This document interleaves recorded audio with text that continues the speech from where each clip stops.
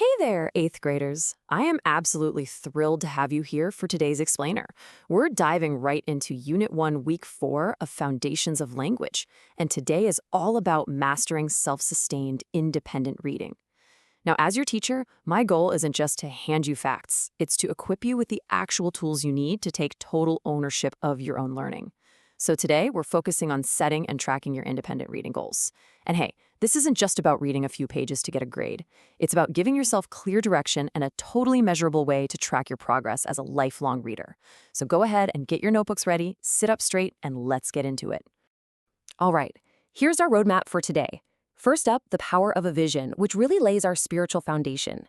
Then we'll talk about why reading goals actually matter. After that, we'll walk through exactly how to set those goals and look at some real-world examples.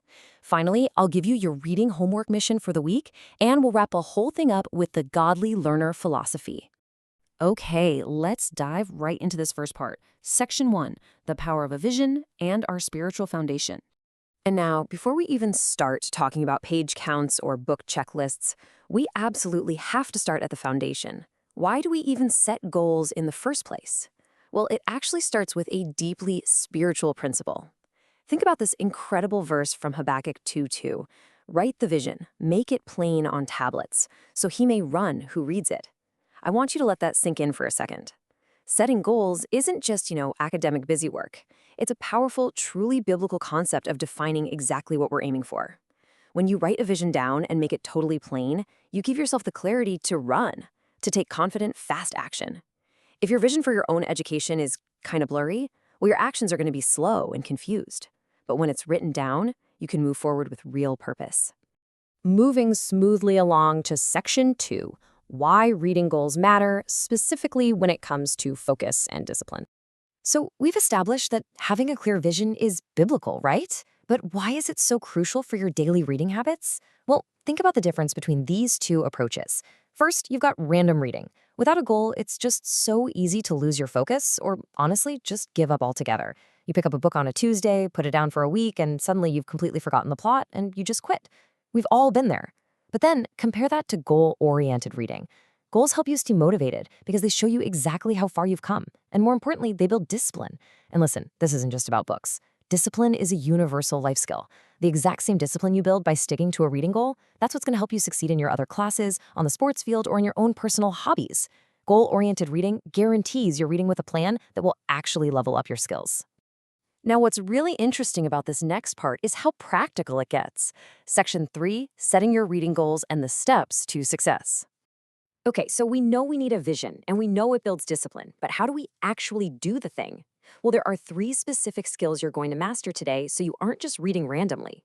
You're going to learn how to set realistic reading goals, how to break massive goals down into smaller bite-sized steps, and how to track your progress in a way that actually means something to you. Because think about it, if your goal isn't realistic, you're just going to get discouraged. If you don't break it down, you're going to feel totally overwhelmed, and if you don't track it, you won't ever see your own patterns or know when it's time to step up and challenge yourself more. So, here is your super clear 3-step procedure. Step 1, decide what you want to achieve. This is the vision.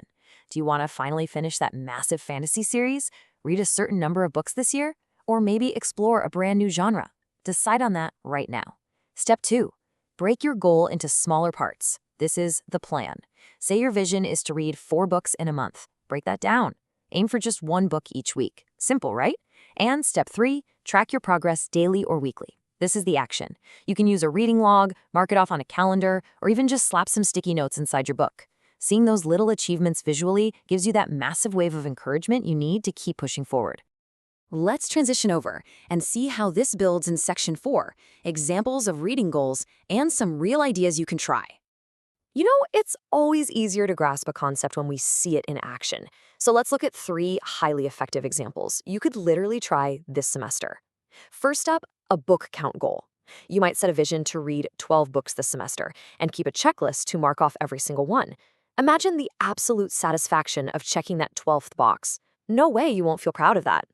Second, a page count goal. This is fantastic if thick books kind of stress you out. Just aim to read, say, 20 pages a day. Sounds tiny, right? But to put that into perspective, by the end of the week, you've knocked out 140 pages without breaking a sweat. It adds up so fast. Third, a genre goal. Let's say you literally only read sci-fi. You could decide to mix it up, read one biography, one historical fiction, and one mystery to really broaden your horizons. Any of these are just fantastic, realistic targets. All right, shifting gears into the action phase. Section 5, your reading homework mission, where we apply what you just learned. I want every single one of you to zero in on this assignment right now, because this is the absolute key to mastering your independent reading for this entire unit. Here is your specific 5-point mission for the week. Number 1, write down one long-term reading goal for this semester. Number 2, break that big goal down into weekly or daily targets. Number 3, create a visual chart to track your progress. Remember, make it plain on a tablet, just like Habakkuk says. Number 4, share your goal with a classmate and check in with them weekly. Seriously, accountability is an absolute game changer. And finally, number 5, reflect on one past goal you actually achieved. Think about what helped you succeed back then, and apply that exact same secret sauce to this new mission. So the crucial point where everything connects together brings us to Section 6, the Godly Learner Philosophy and Maintaining a Spiritual Mindset. We don't just teach reading strategies here for the sake of it. We connect everything you do academically straight to your spiritual walk. Let's look really closely at Romans 8:6-7. For to be carnally minded is death, but to be spiritually minded is life and peace. At HeroesMart Academy, we boldly intertwine biblical morality with your education. And you might wonder, why? Because education without morality can actually hurt you. Think about it, if you only gain knowledge and intelligence, but your mind is carnal, that doesn't lead to a good end. But when you are spiritually minded, your learning leads straight to life and peace. Your intelligence shouldn't just make you more capable, it should equip you to make wise, God-honoring choices in every single thing you do. So I am challenging every single 8th grader watching this explainer today, absolutely pursue academic excellence. Set those reading goals, track your progress, and become a highly disciplined reader. But as you do it, keep your mind firmly centered on God, truth, wisdom, and righteous choices. Don't just read to become smart. Read to become wise. As you look at your brand new reading goals for this semester, I want to leave you with this one final provocative question. How exactly are you going to use your growing intelligence and your new discipline to glorify God this week?